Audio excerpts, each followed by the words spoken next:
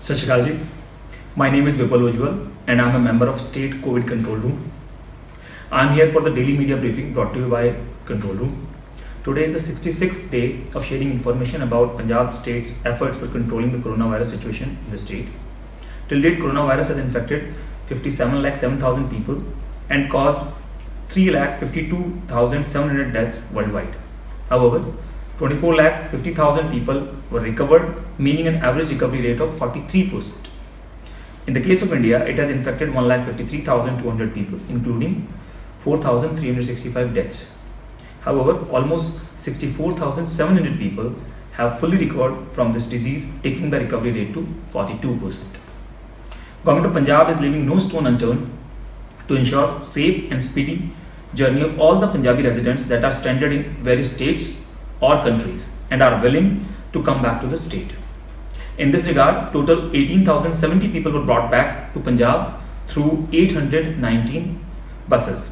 Similarly, around 1,000 people were ferried back to the state via 27 trains and 2,214 travellers came back through 71 flights.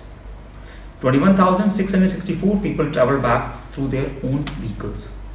In total, 43,318 Punjabis have been brought back to Punjab safely and securely.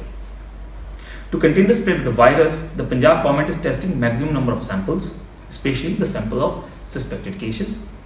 And in this regard, state has sent 72,400 samples for testing, out of which 66,400 samples were tested negative. However, 2,139 samples were found positive till date.